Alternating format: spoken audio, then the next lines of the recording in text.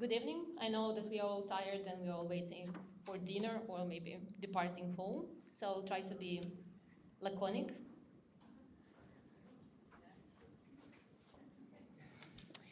Anyways, I have the pleasure to close this nice meeting. And today I'm going to speak about our research in the field of IgG N-glycosylation in different immunological studies which use mouse models. So basically, this is the work which we in Genus do in collaboration with an amazing team from the University of Erlangen-Nuremberg. Unfortunately, no one from Erlangen is present today, so I'm not really qualified to talk about the very immunological functional part of these studies, but I will tell you as much as I can about the impact of glycosylation in all these three projects that we collaborate on. And the first one, first of all, I need to explain, of course, why we're using this method of LCMS profiling of tryptic glycopeptides in this case specifically. This is because we, in our case, are very much interested in specifically Fc-linked IgG and Glycome. Because as already has been told here quite a few times, Fc and glycosylation affects IgG effector functions and defines the kind of immune response that we will get in this or some other cases. And we know that FAB, also there is glycosylation of IgG, which is present on its antigen binding part. 15 to 20% of IgG carry glycans there as well. So we need some way to separate these two glycosylation pools. And since when we are analyzing tryptic glycopeptides with mass spectrometry, we are working with a predefined set of masses which correspond to specifically correspond to Fc and glycopeptides. Therefore, we can be sure that we are now talking specifically about this glycan pool. So this is the workflow of our analysis in brief. First of all, we start from IgG, which is usually isolated from plasma, serum, or some other kind of samples. We digest this IgG with trypsin, clean and enrich the resulting glycopeptides on C18 beads, and then we conduct a reverse phasal CIMS analysis, followed by quantification and data analysis, of course. Since our liquid chromatography separation is based on amino acid sequences of the glycopeptides, we can quantify the abundance of different glycoforms per subclass. So we can also obtain subclass-specific information on glycosylation. And here is the typical chromatogram, which shows you that we quantify usually 2A, 2C, and 2B IgG subclasses together. Then we can separate IgG3 really nicely, and then comes to different IgG1 allotypes, which are present in different mouse strains, which are also really nicely separated due to differences in the amino acid composition. So the first project deals with analysis of anti-G6PI IgG and glycosylation in a mouse model of rheumatoid arthritis. And in Genus, we were more or less busy with the development of methods for, analyzing the antigen-specific IgG glycosylation here. So we needed to, establish quite a few methods about which I will explain now. But first of all, a few words about the model. This mouse model of rheumatoid arthritis, KBXN mice, a very well-established model for studying rheumatoid arthritis. And basically, this is a hybrid line of mice.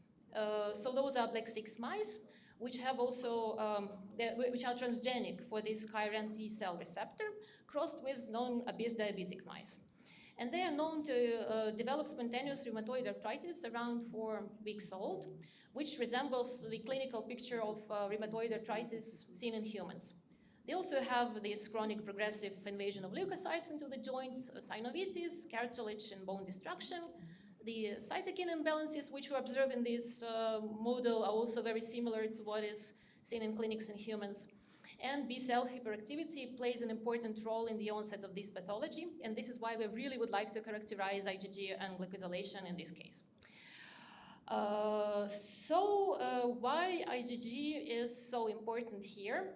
Well, ironically, this strain of mice was not even developed to study rheumatoid arthritis specifically, but it happens so When you introduce this transgenic KRN T cell receptor in combination with certain MHC2 alleles found in NOD mice, they start to recognize glucose 6-phosphate isomerase, and therefore B cells can actually evolve into plasma cells which start produce anti-G6PI antibodies, which are obviously autoreactive because glucose 6-phosphate isomerase is a ubiquitous enzyme which is present in every cell. It's part of glucose metabolism in every cell.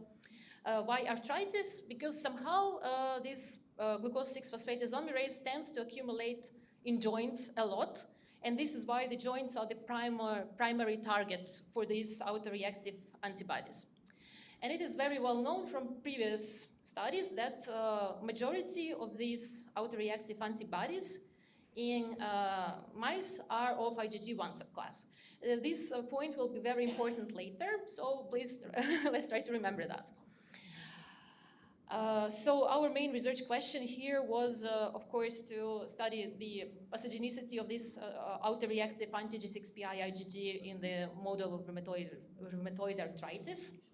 And I was busy with the two parts of method development. First of all, we needed to establish some way of isolating anti-G6PI IgG from the limited amount of serum of young mice that we are going to receive from Erlangen.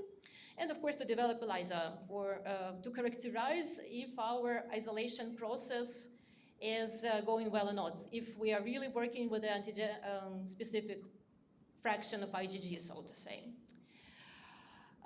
So we managed to introduce indirect ELISA in our lab very nicely. So we basically coat 96 well plates with commercially available rabbit G6PI.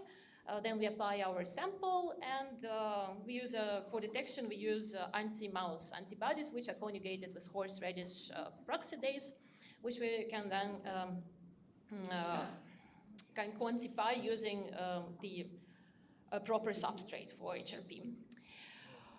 Then as for the isolation and analysis of Fc-linked and glycans, mainly what I was trying to do here is to adapt our procedure for high-throughput format, which was not really easy to begin with, because usually people, like, the protocol which we received was done on the columns, but not in 96 well plate format.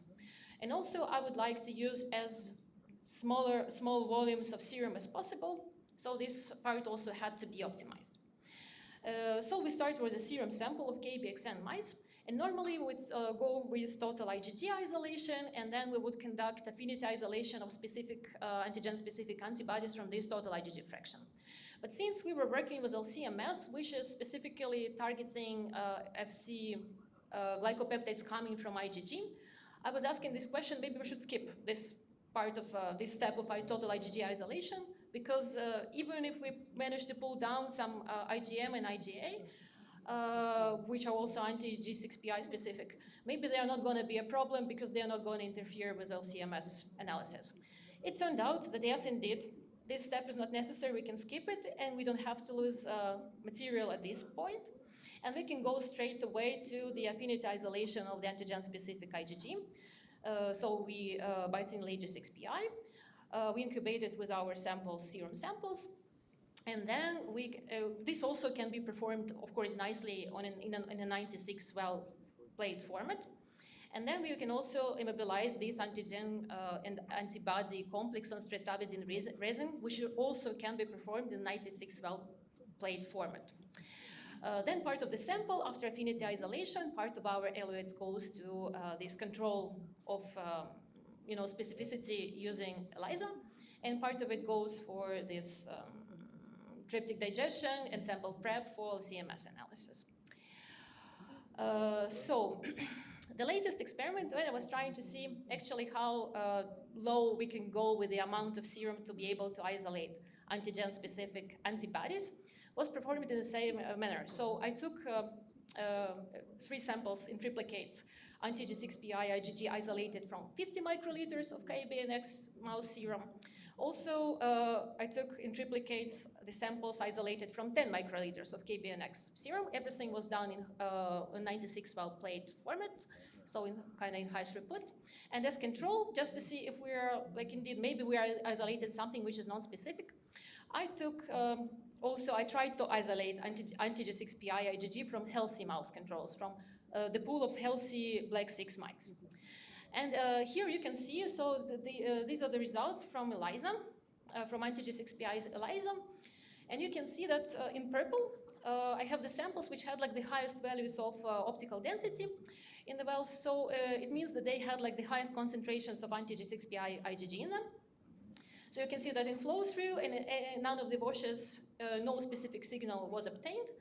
These healthy controls also produced no signal in this case, and we see the presence of anti-G6PI only in those samples which were actually supposed to produce the signal. So only from the samples where IgG was isolated from KBXN mice serum. Then when we look at the chromatograms on LCMS, we can also note that they look very similar, regardless whether we isolate IgG from 10 microliters of serum or from 50 microliters of serum. And the prevalence subclass is, of course, IgG1, which was very nice for us because this is what we expect, knowing that in previous studies it was confirmed that it's the main subclass, which is autoreactive in this case. And if you compare it to the chromatograms of total IgG, you will see that the ratio of subclasses is like indeed very different. Both IgG2 B and C and IgG3 are present in the total IgG. And when we look at the specific fraction, they all disappear. So this is like also one indirect confirmation that indeed our method is working fine and well. As for glycan quantification, this was actually quite a maybe not very expected result for me, but when I was comparing IgG1 glycosylation profiles between this antigen-specific fraction and total IgG, we didn't see really much difference in the glycan profiles. They're very, very similar.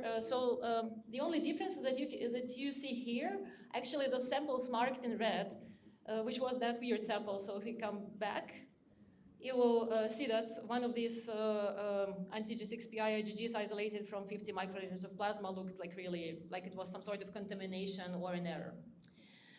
Everything else is like pretty much similar, and maybe this is due to the fact that I was working with like pooled serum, and this is a pooled serum of very old KBXN mice which already have rheumatoid arthritis at the like very progressed rheumatoid arthritis, so to say. So maybe majority of total IgG1 in these mice is actually anti-G6PI IgG1. Interestingly, even though IgG2 B and C combined were not the most abundant subclass in this case, in these mice, this is where we start to see the differences in glycosylation profiles. So apparently anti-G6PI IgG2 contains more of this mono-Nd galactosylated glycans and less cellular structures than the total bulk of IgG2. And in IgG3, we didn't really see any significant differences. There are some slight changes, but in general, these profiles are very similar. Then, of course, I was trying to assess how precise is our method, how well can we quantify these different glycoforms, especially since we're trying to go as low with like starting amount of plasma or serum as possible. And because like, of course, when we look at this part here, when I'm working with like 50 microliters of plasma, this one odd sample destroyed everything. And CVs here look really bad. But if we look at what we managed to isolate from 10 microliters of plasma, the picture starts to be like really way better. So if we look at IgG1, which is of most interest here, all of the CVs, apart from these 4 decellular structures, are below 5%, which is really nice. And when we look at this combined IgG2, B, and C, like everything is below 5%, which is amazing in my opinion, since IgG2 is almost absent from this fraction. So our quantification really works nicely. And basically, I can conclude that we managed to develop both an indirect ELISA to identify the presence of these specific antibodies and also optimize a high-throughput method to isolate anti-G6Pi from, say, 10 to 50 microliters of mouse serum sample. And we were able to characterize the Fc-linked and glycomes of anti-G6Pi and total IgG in these pools. So we were also able to confirm that indeed this anti-G6Pi fraction comprises mainly of IgG1 subclass. We noticed that the profiles, Fc-linked and glyco profiles of IgG1 and IgG3 of KBXN mice have very similar glycosylation. But however, in the specific IgG2, we found higher percentage of acylated galactosylated species at expense of lower percentage of sialylated glycoforms. So here our future research plans are to, of course, continue with optimization of anti-G6Pi isolation in high throughput format. I would like to repeat these experiments and see without these odd samples, like maybe in a bigger number of samples or so, just to establish the method like on a better level, so to say. And then, of course, we would like to start an analysis of real longitudinal samples to track if there are any changes in antigen-specific IgG and glycosylation during rheumatoid arthritis progression in these mice. Because actually that was the main aim of the study, to see if glycosylation is changing according to the onset and development of rheumatoid arthritis. And potentially, of course, since we know that FIB-linked IgG and glycosylation is very important for human rheumatoid arthritis, we would like to check if something is going on in mice, in this mouse model as well. But yeah, this is like a bit far-fetched, I would say, because first we need to, I guess, deal with these first 2 points. Well, then like the next project was dealing with the this Fc-linked IgG and Glycome specific to envelope, anti-envelope IgGs in context of HIV vaccination in a mouse model. So basically, we all know that one of the key aims in eradicating HIV is to learn how to induce some sort of long-lasting envelope-specific antibody responses. This is the problem that everyone has when they're trying to produce like an effective vaccine against HIV, that the antibody response is usually not long-lasting. And one of the approaches that we can take here is to use the so-called infrastructural help. So what is it? For example, if you like to immunize your subjects with HIV virus-like particles, you can create those virus-like particles in a way that not only they contain, for example, this envelope protein on their surfaces, but they can also express some other viral alloproteins, such as, for example, tetanus toxoid or GAG-POL protein from HIV, or even like envelope protein, which is not being processed to be on the membrane. And the thing is here is in that, for example, if you have such a virus particle that has both of these proteins in it, B cells are also they're not only producing antibodies, but they can also act as antigen-presenting cells. So on their surface, after they internalize this virus-like particle, they will start to express MHC2 in complex with these alloproteins. And if from previous vaccination, in the same subject you happen to have T cells, which are specific for this other alloprotein, for example, for tetanus toxoid or for GAG protein, these T cells can provide this infrastructural help for B cells to produce more long-lasting and higher response in terms of production of envelope-specific IgG. And this was shown previously by researchers that if you use this priming, for example, with tetanus toxoid, and if you use these virus-like particles, which also contain tetanus toxoid, you will get higher titers for envelope-specific IgG1. And then the question was, of course, like, okay, so we can provide this infrastructural help by immunization, by priming with like with different proteins. in different ways? And will this change IgG glycosylation of these envelope-specific antibodies or not? Basically, the sample preparation and the analysis was similar. Here I was working with with just a few samples. Unfortunately, of course, this is like a disadvantage because I had only 2 samples per group. As control, they used animals which were primed with like empty plasmid, which contained no specific proteins. And 2 other options were to prime with this DNA, which contained a GAG-POL gene or a gene for envelope protein of HIV. And we were interested if glycosylation will be different in specific antibodies which are produced by these animals after vaccination with these virus-like particles which contain both envelope and GAG-POL proteins. So basically, these are the results. And as you can see, we didn't really see much difference. So in red, you have subjects, mice primed with envelope DNA, and blue with GAG-POL DNA, and in gray, those are the ones which received like control treatment.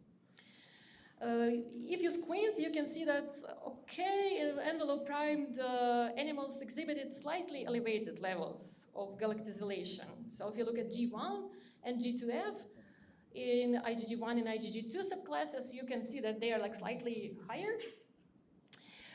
But in general, these differences were really very like heterogeneous. So we can conclude that actually the way of priming doesn't influence Fc-linked IgG glycome in this case. Not at all. You cannot say that it doesn't influence it at all, but it's not like really anything significant. What we observed that within each group, we had very concordant differences between different subclasses. So glycosylation of IgG2, IgG1, and IgG3 differs, and IgG2 has the lowest abundance of agalactosylated structures. In every group, this was already visible, and our like speculation is so that IgG2 is a very active and pro-inflammatory subclass in mice per se. So maybe this acts like a fuse, because we know that agalactosylated glycans are also very pro-inflammatory. So if you reduce agalactosylated glycans on a very pro-inflammatory subclass, maybe this will prevent some sort of, of these mice developing too much inflammation, so to say. But in fact, to conclude, we would say that this differential priming led only to minor and heterogeneous alterations of FCN glycosylation profile. But what we observed that the ratio of IgG2 to IgG1 was higher for envelope-specific IgG of the GAG-POL primed mice, which is also maybe like a good thing for this immunization scheme, since we really assume that IgG2 subclass will be more effective against viral infections. So it will be beneficial to develop more of this IgG2 subclass after immunization against HIV. And of course, I can repeat all these slight changes in glycosylation that we observed in different subclasses and different groups primed with different DNA vaccination, but in fact they were really minor. Which maybe is not a bad thing, since we want really also to standardize glycosylation, so it's not dependent on the way we prime. And the third project was about differences in IgG Fc-linked N-glycans in mice which are knockout for dendritic cell immunoreceptor 1. So this DCI-R1 in mice, it's in humans as well, it is basically a pattern recognition receptor, one that helps us to recognize specific signatures in different pathogens. So in particular, DCI-R1 in mice recognizes various carbohydrate molecules, and it contains this immunoreceptor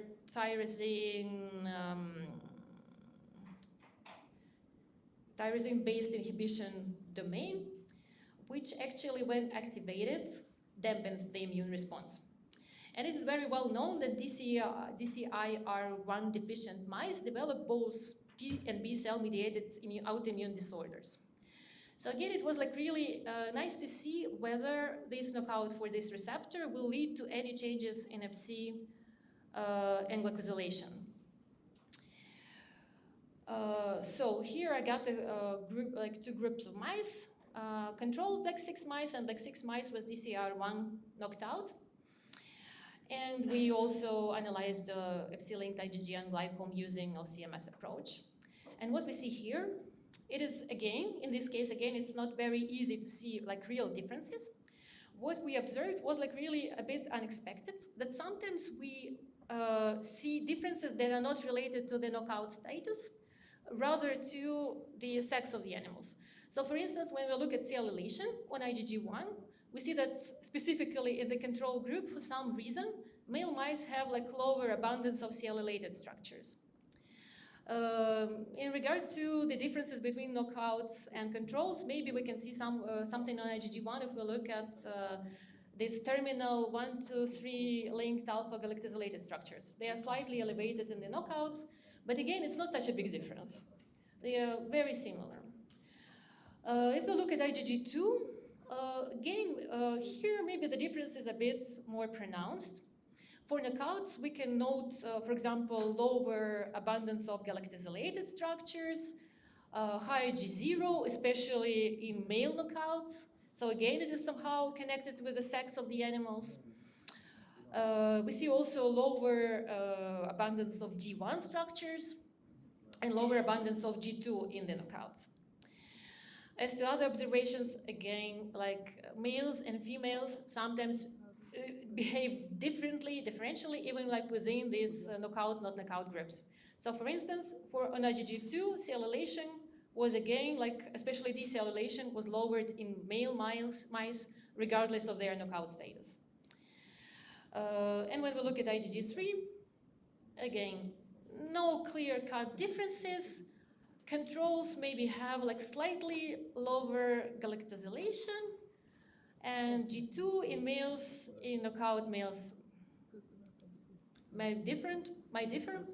Knockout males again have, in this case, they have higher cellulation than females.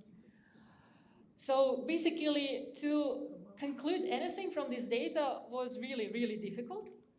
I would say that we observe a number of sex-related differences in the Fc and glycomes of IgG, both in controls and DCR1 knockout groups, but we cannot really pinpoint that this knockout status does something very specific and directional to the IgG Fc-linked and glycome.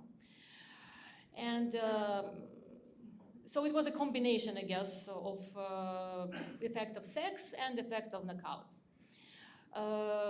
Actually, this work is still in progress, and last time I was communicated with Anja Lux from Erlangen. She told me like, oh nice, so you saw these differences between males and females, it makes sense for us.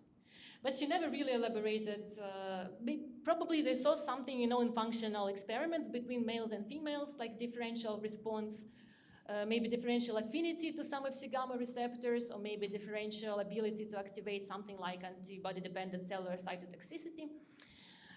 But I never got the information what exactly was happening. So basically, this is it. This is like this digest of what we're doing together with Erlangen. And if you have any questions, please.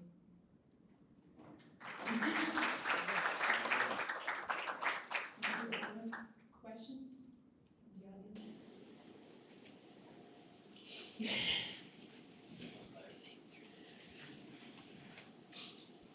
Great that you look at these specific antibodies. And I mean, what was intriguing is that for these anti-glucose-6-phosphate isomerase antibodies, you have higher galactose but lower, no, the other way around.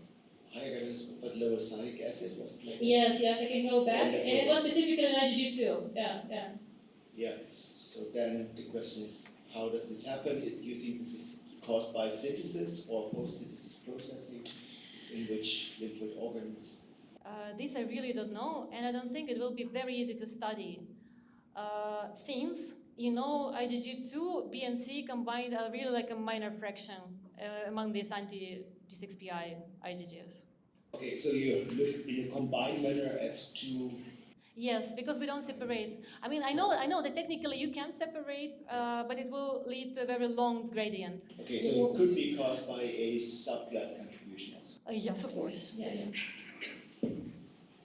But I also think that Falk didn't, like, when I talked, last time I talked to him, he was like, okay, both of these are really like, active pro-inflammatory subclasses, which are initiated by, viral infections. So they have to have similar functions. He was fine that we're not separating them. Any other question? So if, okay.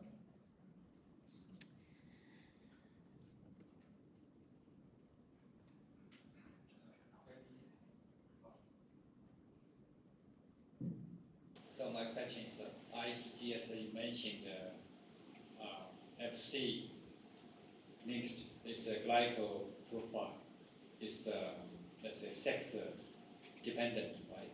Is any evidence that, let's say, hormone can change this FC linked to this glyco profile?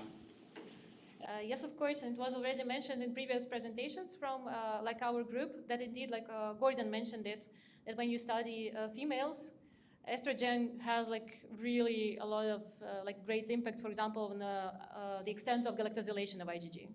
So yes, indeed, I guess it is very expected that males and females will be different. What is the mechanism? What is the mechanism? But like estrogen is known regulator of galactosylation. Okay, thank you.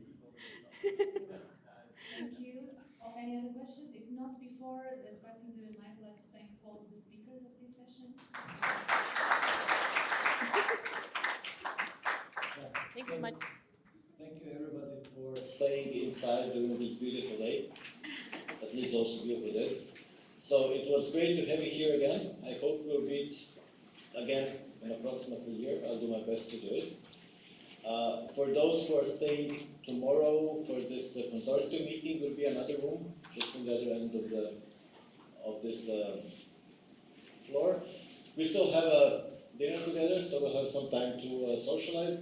Now in the agenda we have a networking time, so if somebody needs to talk, now it's time to talk.